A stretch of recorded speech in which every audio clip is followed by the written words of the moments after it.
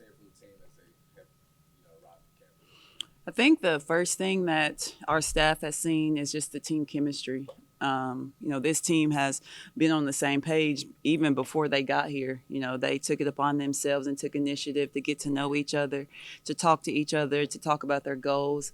And then by the time they stepped on campus, it was just seamless.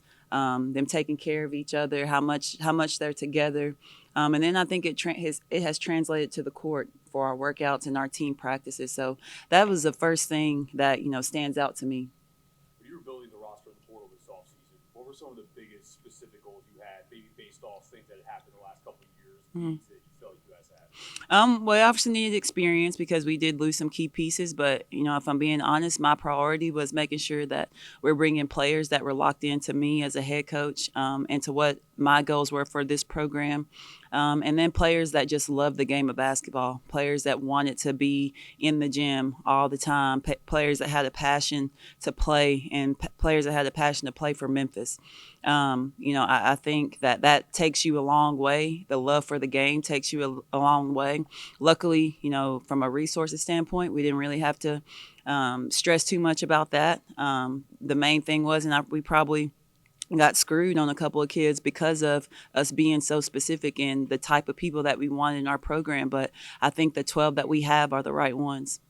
When you look at the first 2 years here, just kind of what have you learned about this job and this program, and what have you identified as things to improve moving forward? Um, you know, and year one was very, very different from year two because we had two totally different teams. Last year was a very veteran team, a very injured team, a team that we had to figure out some things going into our last game, still trying to figure some things out, with whether it be personnel. Just how to play the game. So I think that's why we were so specific with our recruiting in the off season, because we knew we had to just improve on some little bitty detailed things.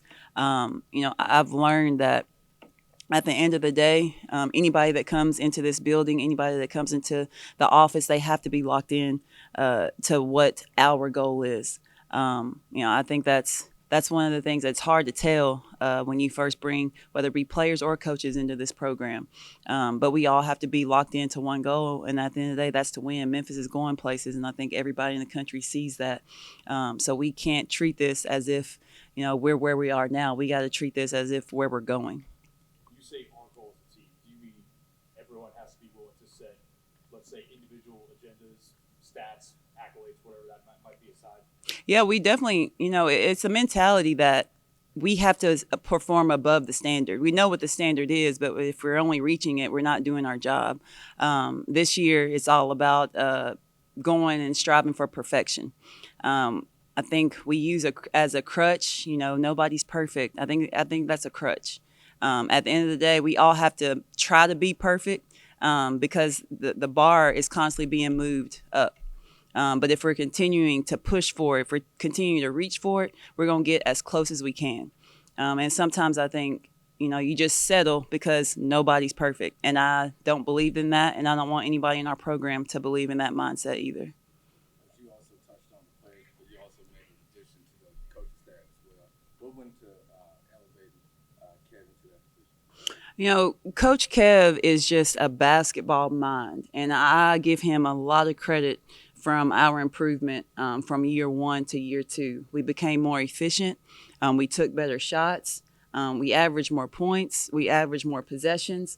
And he really challenged me every single day, with just different stats and different ways of doing things, different ways of teaching.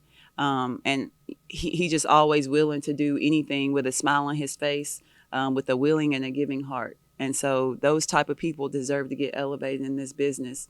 And then, of course, his loyalty and his will to win in our program and for our program. So when you look at a player like Corey Allen, she's proven that she's willing to rebound at a high level. How important is it for your guards to have that rebounding mindset, not just your post player? Well, I think, historically, when you look at our stats, something that we didn't necessarily have last year is a guard who was willing to rebound, get in there and bang, get in with post players. And so our guards are also historically our scorers. This year we would like to be a little bit more balanced, but when you bring somebody in like Corey, who just has the motor and the mentality, that's huge for us to bring somebody like her in. I know that Corey, she's a player. When you talk about being locked into me, I know she's locked into me every single day. So when she chose to come to Memphis, I think that was a big step for our program. And then obviously the house case has been passed and the rev chair. Just looking at that new model that's getting ready to come in place, what does that do for you in terms of resources and your? It allows us to recruit at a whole different level. And that's where Memphis is going. So we can't recruit the same way. But I also think our staff, Coach Harlan, she's our recruiting coordinator. I think she has done a great job of putting us in the place that if something happens in the future with Memphis, we're already ready because of the caliber and the level of players that we have on our team right now and that we're recruiting for the future. What are those conversations like with Scott about what's going to change in the house? I just think our resources are much, much better. His commitment to women's basketball is like no other. And I would put that against every AD in the country when you talk about his commitment and his administration's commitment to our program and to just women's basketball as a sport. I think he is he always thinks ahead. And so he's always prepared for something that maybe others aren't.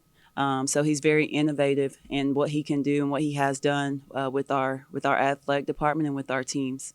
Do you feel like with that, especially moving forward in this conference, you're going to have resources over some of these other teams? Will that help you moving forward?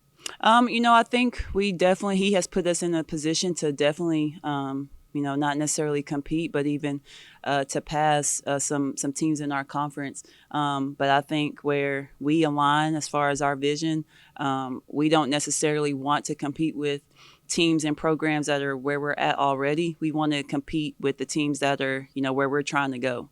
And so I think that's where his vision is for Memphis.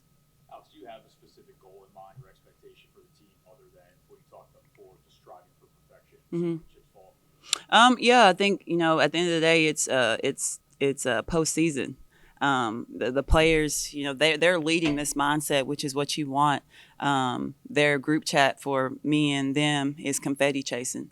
And that's what we're wanting to do every single day. Obviously, confetti means what? A championship. And that's the only way you get it is if you win a championship. So I think their mindset is where it needs to be. And if that's their goal, then me and my staff are going to push for it just as hard as they are.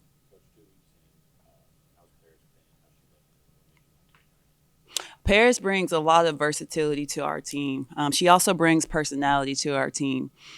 She does a great job of just being a really, really good learner. A lot of the times people want to teach, people want to lead, but she's just a really good learner. And I can see her game going to a whole nother level. Obviously, there's some things, she needs to work on, getting in shape, getting in the weight room, things like that. But to bring a versatile player like her who can shoot the three, but then also likes to bang in the post, but then can also face up and go ISO, it's huge for our program, and especially because of how we play.